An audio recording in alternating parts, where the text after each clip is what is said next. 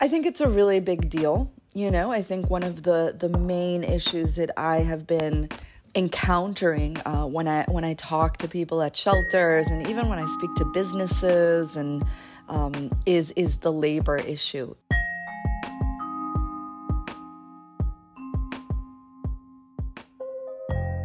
Hi there, it's WAMC News Director Ian Pickus.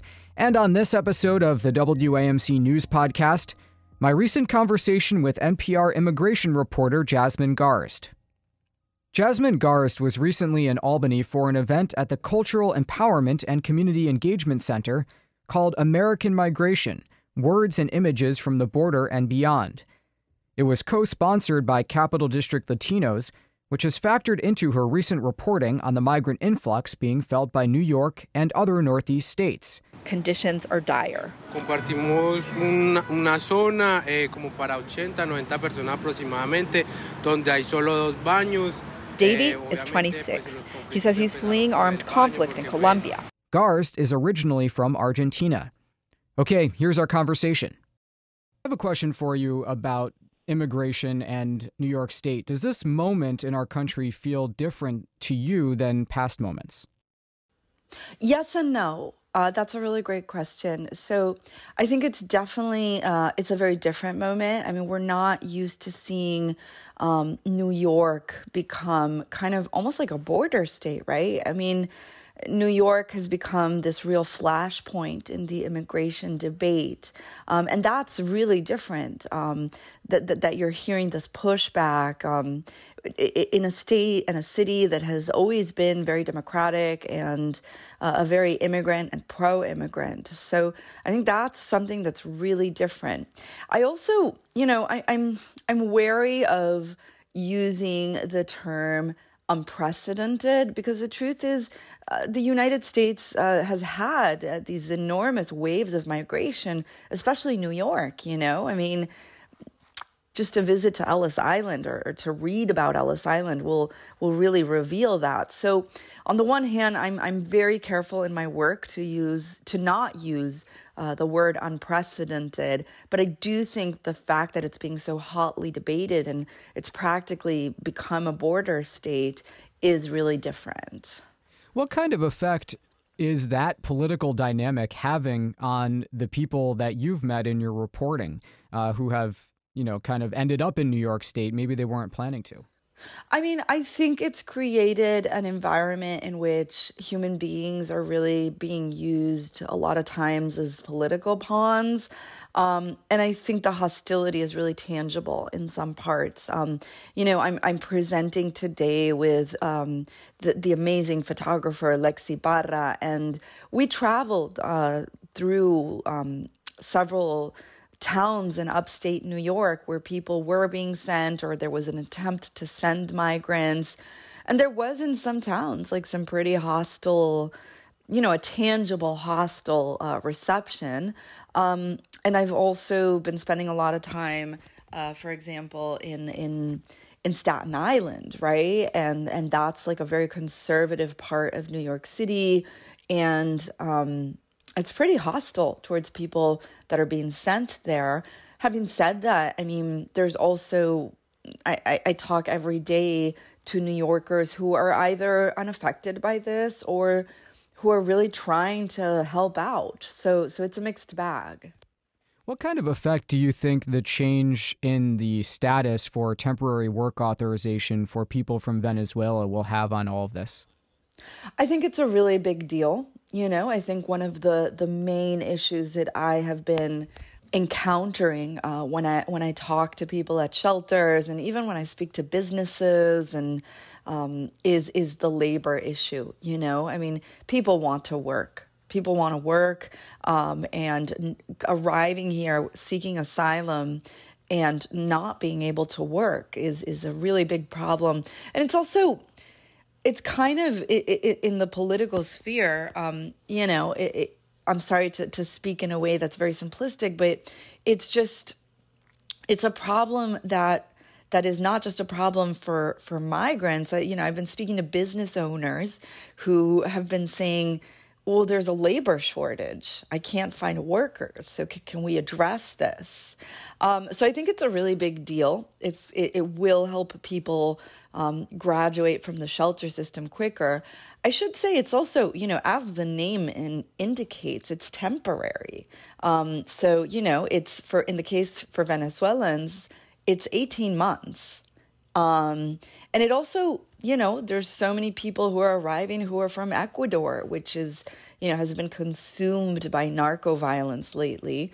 And so I guess it doesn't replace comprehensive immigration reform. It's what I'm hearing from advocates. It's a temporary solution to a problem that needs to be addressed by Congress. Are there any stories or individuals who stand out to you from your recent reporting? Because, this gets talked about, obviously, in somewhat opaque terms, but these are people, of course. Does anything kind of stick out to you when you think about it? Yeah, I think, I'll give you two things. I mean, I think something that really stands out is, you saw all those images of people camped out outside the Roosevelt Hotel. And I spent some time there, and I think it was really stunning to talk to people I met one woman who was, she was a doctor in Chad, and she really wanted to be an OBGYN here. I met a man who was a pharmacist in Venezuela. I met people who very much, were ready to come here and start working. And it was interesting. I used to be a labor reporter, and it was interesting to hear people who had worked in professions that there's a pretty serious labor shortage here in the U.S. I mean, if you're a woman and you've tried to schedule a routine OBGYN appointment, there's a labor shortage in terms of OBGYN doctors.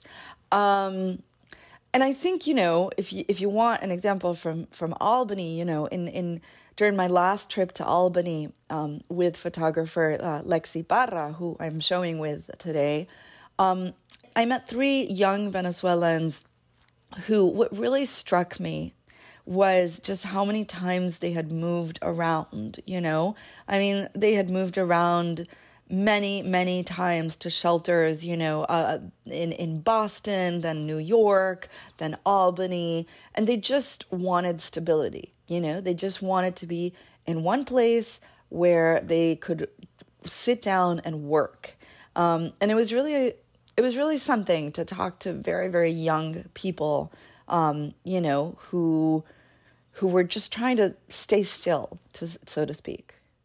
You recently had a really wonderful This American Life story about, I guess, your own acceptance of your identity as an American reporter, who used to be from Argentina. But for people who haven't heard it yet, you kind of have reached a crossroads about whether you'll go back, it seems.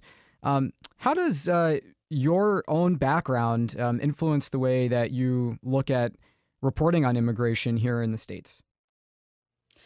Yeah, I think,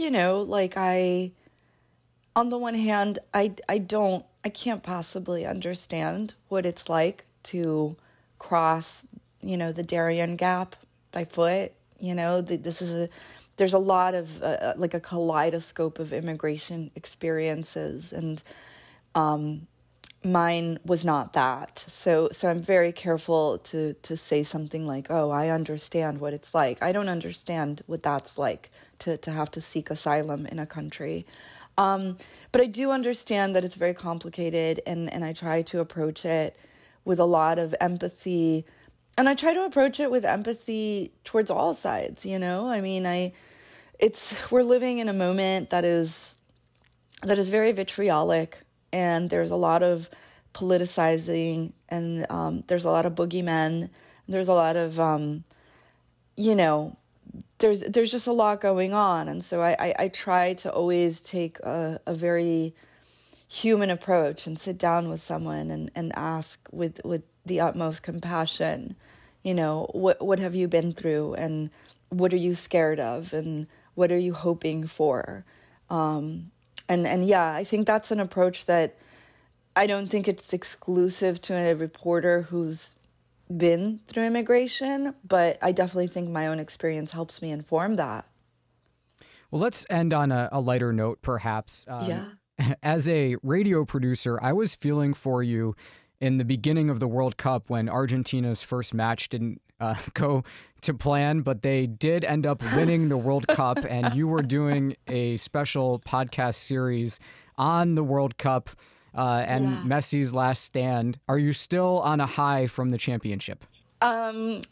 Yes, I definitely sometimes I've rewatched the final between France and Argentina more times than I care to admit. It was just like a very magical and historic moment, and I think it's still something. It's funny also because I don't know about you, but I don't really like listening to myself. And so the other day I listened to the last cup, the podcast. I listened to it in its entirety for the first time. It only took me like 6 months to come around. And I was like, this is pretty good. So yeah, I'm going to be on that high for a very long time, maybe forever. Jasmine, thank you so much for taking the time. Thank you so much. This is wonderful. All right, that does it for this episode of the WAMC News Podcast. Thanks so much for listening. Until next time, I'm Ian Pickus.